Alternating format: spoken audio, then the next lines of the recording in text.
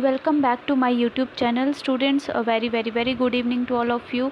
जैसे कि मैंने आपको कहा था द हिंदू वोकैब के साथ साथ मैं आपको बाकी टॉपिक्स भी जो है वो कवर करवाऊंगी। तो ये संडे स्पेशल क्लास है। आज का टॉपिक जो है वो मैंने चूज़ किया है एरर डिटेक्शन का। ये टॉप 100 क्वेश्चंस हैं। इस सेशन में हम धीरे धीरे करके ये सारे के सारे इम्पॉर्टेंट क्वेश्चंस कवर करेंगे। ये इसका पार्ट 1 है। आप चाहे किसी भी एग्ज़ाम की तैयारी कर रहे हों, आईबीपीएस की, बैंकिंग की, एसएससी की, रेलवेज़ की, यूपीएससी की या स्टेट लेवल पे किसी भी एग्ज़ाम की, ये एक ऐसा टॉपिक है, ये हर एक एग्ज़ाम में पूछा जाता है। तो आई होप कि आप इस सेशन में बने रहेंगे और आपको ये सेशन काफ़ी अच्छा लगेगा। तो चलिए आज का सेशन जो है वो स्टार्ट करते हैं। आई होप आप एक पेन और अपने साथ एक कॉपी लेकर बैठें ताकि आप सारे के सारे कंसेप्ट जो हैं उसको राइट डाउन करें और मेरे साथ साथ पढ़ते रहें। सबसे पहला जो कंसेप्ट है इसको तो हम पढ़ेंगे ही पढ़ेंगे। पहले कंसेप्ट पे आते हैं, सिंस और फॉर का। सबसे पहले जो फर्स्ट कंसेप्ट है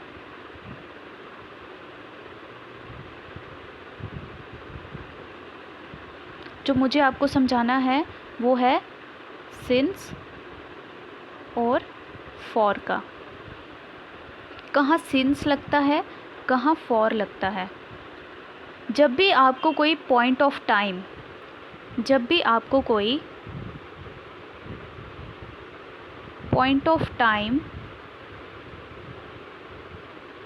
स्टार्ट दिया गया होता है कि वो काम कब शुरू हुआ, वो काम 1980 में शुरू हुआ था या 2000 में स्टार्ट हुआ था या मंडे को स्टार्ट हुआ था या बचपन में स्टार्ट हुआ था या उसको जो अपने मतलब देखा था तब शुरू हुआ था। किसी भी चीज़ को आपने देखा हो तो हम उस चीज़ में लगाते हैं सिंस। उस चीज़ में हम क्या लगाते हैं, पॉइंट ऑफ टाइम, और स्टार्ट में हम लगाते हैं सिंस। ठीक है। और रही बात फॉर की, फॉर हम कब लगाते हैं? फॉर हम लगाते हैं जब ये तो नहीं दे रखा होता है कि काम कब शुरू हुआ, लेकिन ये दे रखा होता है कि उस काम को होते होते कितना टाइम हो गया। मतलब कि फॉर जो है वो हमें ड्यूरेशन बताता है। क्या बताता है? ड्यूरेशन बताता है। ठीक है। तो कब वो काम शुरू हुआ, कब वो काम मतलब स्टार्ट हुआ होगा, उस काम को होते होते कितना टाइम बीत चुका है। 10 इयर्स हो गए हैं, 5 इयर्स हो गए हैं, अभी कुछ पल पहले ही वो स्टार्ट हुआ है, लेकिन आपको एग्जैक्ट जो है उसका टाइम नहीं पता है। उसमें हम लगाते हैं फॉर, जिसमें हमें ड्यूरेशन दी रखी होती है। For example, I have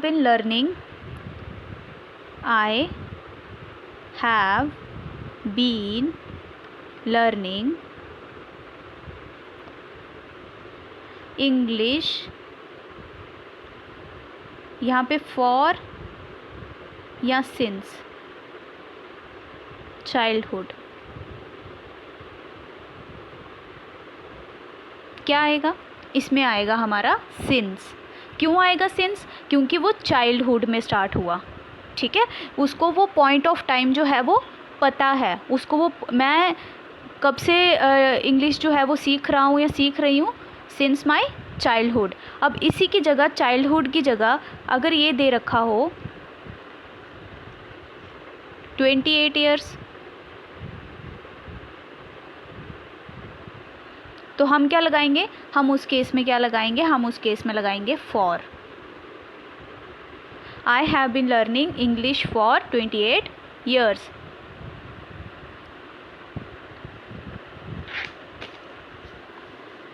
concept number 2 क्या कहता है? ये कंसेप्ट नंबर 1 था।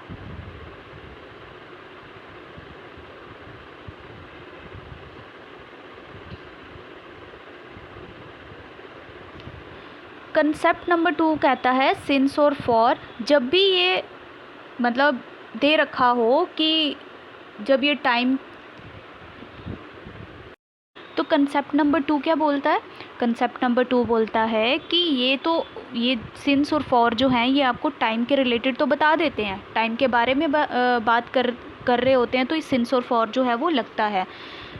और ये किस टेंस के लिए यूज़ होता है? ये सिंस और फॉर ये दोनों जो हैं वो यूज़ होते हैं परफेक्ट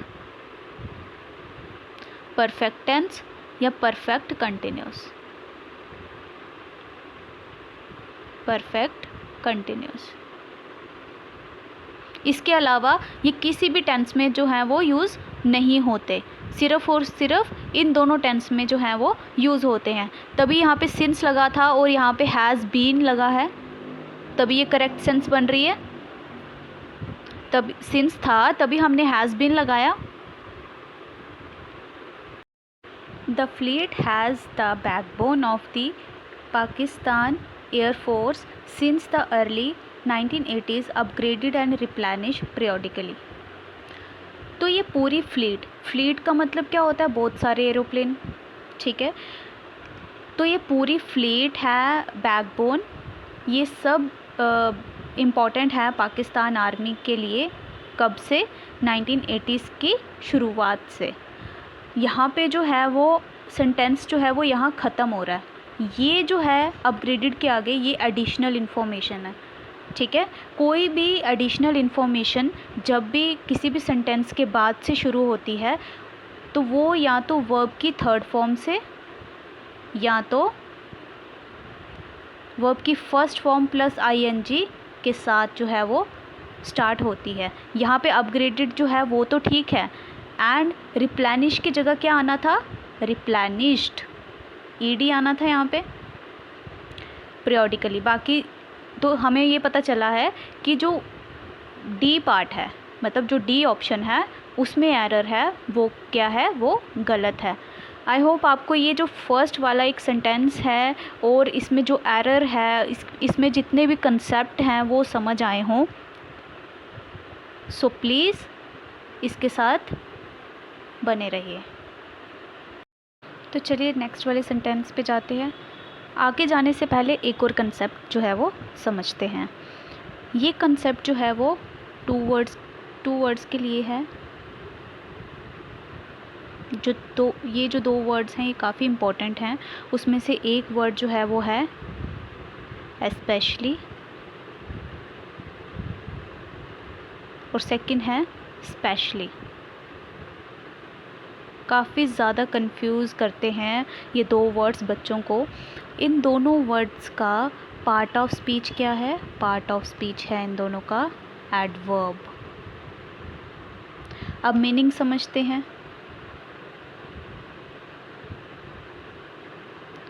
तो मीनिंग पे आते हैं। जो वर्ड है एस्पेशली, पहले उसको समझेंगे। एस्पेशली वर्ड का मीनिंग है पर्टिकुलरली।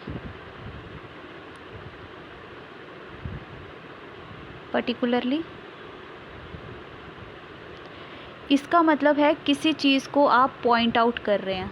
क्या कर रहे हैं? पॉइंट आउट कर रहे हैं। पॉइंट आउट करने को क्या बोलते हैं? एस्पेशली, ठीक है। जैसे कि बाकी सब मेरे फ्रेंड्स हैं, स्पेशली तुम मेरे बेस्ट फ्रेंड हो।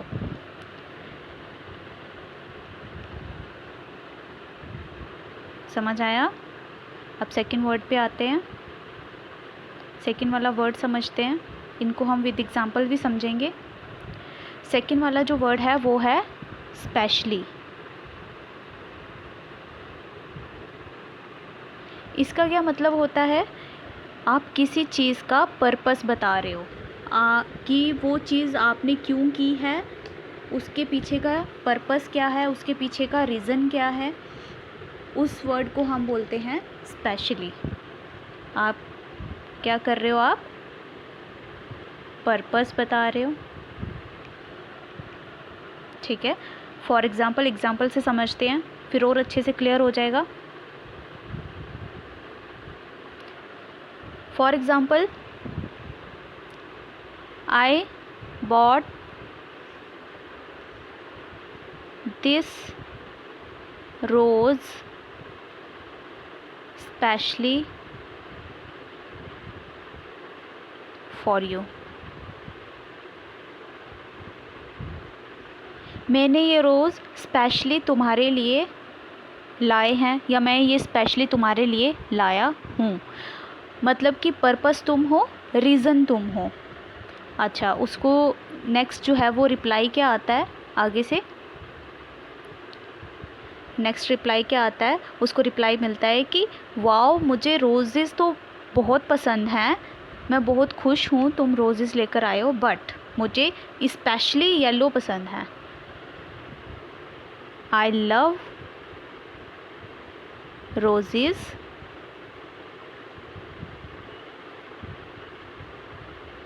Specially yellow Roses.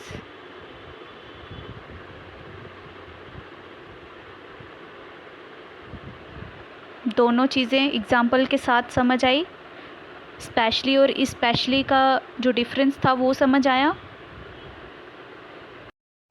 Let's look at this question now. As the partnership between the two countries grew over the years, especially in the defense sector, India continuously raised its concerns on this account with US interlocutors। जैसे जैसे partnership दोनों countries के बीच में बढ़ गई सालों में, particularly in defence sector, तो इंडिया ने लगातार अपने कंसर्न्स को उठाया इस वजह से यूएस इंटरलॉक्यूटर्स के साथ। अब क्या है, अब यहाँ पे ये तो हमें समझ आ गया कि पूरे सेंटेंस का मतलब क्या है। अब यहाँ पे हमने एरर बताना है। क्या आपको इधर कुछ एरर नज़र आ रहा है? पार्ट 3 में पर्टिकुलरली मतलब जैसे जैसे as the partnership between two countries, जैसे जैसे पार्टनरशिप दोनों कंट्रीज़ के बीच में बढ़ गई सालों में, specially particularly in defence sector, तो ये वाला जो स्पेशली है इसका मतलब तो रीज़न होता है ना। और जो स्पेशली होता है, स्पेशली का मतलब क्या होता है? पर्टिकुलर। क्या मतलब होता है? पर्टिकुलर। अब दोबारा से इस सेंटेंस को समझते हैं। जैसे जैसे पार्टनरशिप दोनों कंट्रीज़ के बीच में बढ़ गई सालों में, पर्टिकुलरली मतलब कि स्पेशली इन डिफेंस सेक्टर। क्या आपको इस बात समझ आई कि पार्ट 3 में एरर था? ये भी समझ आया यहाँ पे स्पेशली क्यों नहीं आया? रीज़न, यहाँ पे कोई रीज़न नहीं दे रहा, ठीक है। स्पेशली मतलब पर्टिकुलरली किस सेक्टर में जो है वो पार्टनरशिप दोनों कंट्रीज़ में बढ़ी है, लेकिन स्पेशली पर्टिकुलरली कौन से सेक्टर में बढ़ी है? डिफेंस सेक्टर में। तभी हमने यहाँ पे स्पेशली लगाया। अब इसके साथ साथ कुछ कंसेप्ट और समझते हैं। एक होता है रेज, रेज वर्ड, एक होता है राइज, RISE। इन दोनों का मतलब क्या होता है? इनके अगर पार्ट ऑफ स्पीच की बात करें तो ये दोनों वर्ब हैं, ठीक है। जो रेज होता है इसका मतलब होता है किसी चीज़ को उठाना। जैसे आप अपने हाथ को उठाते हो, जैसे रेज योर हैंड, अगर आप सभी सिलेक्शन चाहते हो तो उठाना, किसी को सहारा देकर हम किसी की बॉडी को उठाते हैं या हेल्प करते हैं तो हम उसको उठाते हैं, तो हम उसको रेज़ कर रहे हैं, ठीक है। मोटिवेट करने को भी रेज़ बोल सकते हैं। अच्छा, तो राइज़ का मतलब होता है खुद उगना, खुद उठना। राइज़ का मतलब क्या होता है? खुद उठना या उगना, उठना या उगना, ठीक है। अब एक और वर्ड होता है, वो होता है एराइज। वर्ड क्या होता है? एराइज।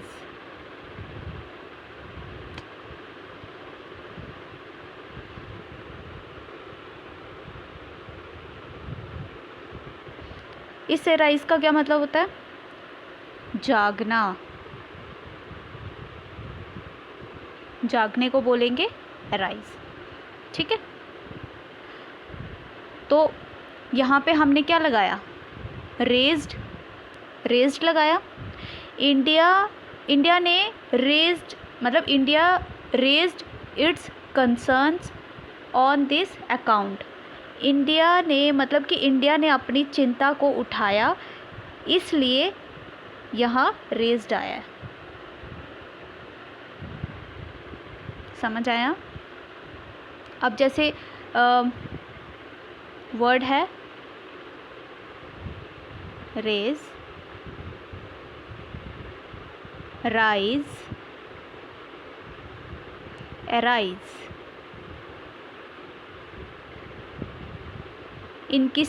इसकी रेज की सेकंड फॉर्म क्या होती है? रेज्ड। थर्ड होगी रेज्ड। सेकंड और थर्ड फॉर्म हम यहाँ पे पढ़ रहे हैं अभी। राइज की क्या होगी? रोज, राइजन। अराइज की क्या होगी? एरोज, एराइजन। आई होप आपको ये सेकंड वाला जो एरर डिटेक्शन का हमारा ये सेकंड सेंटेंस है, ये भी अच्छे से समझ आ गया होगा। तो प्लीज़ बने रहिए इस सेशन में अच्छे से। आगे आगे हम और भी अच्छे इसमें सेंटेंसेस करेंगे, जिसमें आपको काफ़ी हेल्प मिलेगी विद कंसेप्ट के साथ।